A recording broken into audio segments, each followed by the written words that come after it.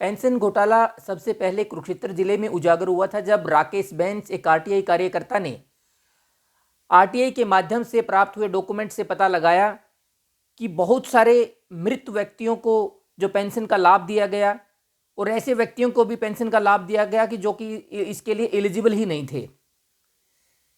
इसके बाद जो है एक सीएजी रिपोर्ट हरियाणा में आई, उसमें भी जिक्र किया गया कि पूरे हरियाणा में जो है मृत व्यक्तियों को पेंशन का लाभ दिया गया और जो योग्य भी नहीं थे, यानी कि कुछ लोग ऐसे थे कि जो सरकारी पेंशन ऑलरेडी ले रहे थे उनको भी पेंशन का लाभ दिया गया। कुछ लोग ऐसे थे कि जो कि 60 साल की उम्र के नहीं थे, बहुत कम थे, 50 थे, 45 थे, उनको भी लाभ दिया गया। तो ऐसे में मैंने 2015 में राकेश बेंस की तरफ से हाईकोर्ट में एक याचिका दायर की थी जिसमें मांग की थी कि इस मामले की जांच सीबीआई से करवाई जानी चाहिए।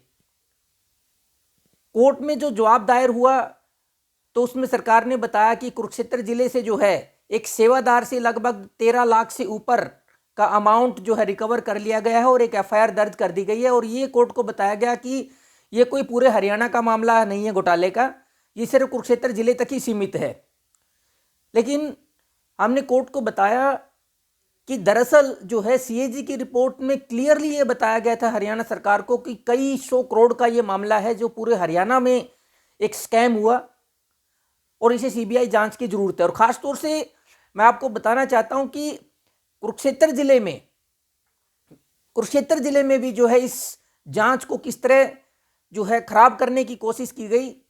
जो दोषी थे, पार्षद जिन्होंने जो है इसको गलत आइडेंटिफाई किया था या मृत व्यक्तियों को आइडेंटिफाई किया था कि ये जिंदा हैं, उनको जो है मामले में गवाह बना दिया गया। और राकेश बेंस जो इसमें शिकायत करता थे उनको गवाहों की सूची में भी नहीं रखा गया।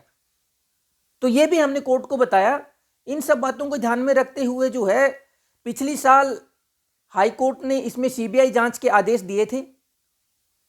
अभी 29 फरवरी को सीबीआई ने अपनी जांच कोर्ट के सामने प्रस्तुत की जिसमें बताया कि जो जिला समाज कल्याण अधिकारी हैं वो इस मामले में शामिल हैं और जो वो कमेटी भी जिन्होंने जो है गलत रिकमेंडेशन की थी, जो योग्य नहीं थे पेंशन की, उनकी गलत रिकमेंडेशन की, वो भी दोषी हैं। और खासतौर से ये भी बताया गया कि 2012 में भी इसी तरह का मामला हाईकोर्ट में आया था और वहां हाईकोर्ट में अंडरटेकिंग दी थी सरकार ने कि इस मामले में वो उचित कार्रवाई करेंगे। लेकिन आज 12 साल बीत जाने के बाद भी सीबीआई ने कोर्ट को बताया कि इस मामले में ना तो पूरी रिकवरी हुई है, ना ही दोषी अधिकारियों के खिलाफ कार्रवाई की गई है। ऐसे में हाईकोर्ट ने सरकार को स्पष्ट आदेश दिए हैं कि वो सीबीआई की रिपोर्ट का ध्यान में रखते हुए जो इस मामले में कार्रवाई करें। और साथ में कोर्ट ने एक महत्वपूर्ण ऑब्जर्वेशन दी है कि 2012 से लेकर 24 तक जितने भी प्रिंसिपल सेक्रेटरी समाज कल्याण विभाग के हुए, जितने भी डायरेक्टर हुए, वो सभी कंटेम्प्ट ऑफ कोर्ट के दोषी प्राइमा फेसाई हैं। यानी कि प्रथम दृष्टया जो है ऐसा लगता है कि उन्होंने सब वो कंटेम्प्ट के दोषी हैं। लेकिन फिलहाल हाई कोर्ट ने जो है मौजूदा प्रिंसिपल सेक्रेटरी समाज कल्याण विभाग व डायरेक्टर समाज कल्याण विभाग को कंटेम्प्ट ऑफ कोर्ट के नोटिस जारी किया है और 15 मार्च तक जवाब देने को कहा है कि क्यों ना संबंधित अधिकारियों के खिलाफ कंटेम्प्ट ऑफ कोर्ट की कार्रवाई की जाए और उनको सजा दी जाए। तो 15 मार्च तक हरियाणा सरकार को बताना होगा कि क्यों ना सभी दोषियों के खिलाफ कंटेम्प्ट ऑफ कोर्ट की कार्रवाई की जाए। तो अब मामले की सुनवाई जो है 15 मार्च को होगी।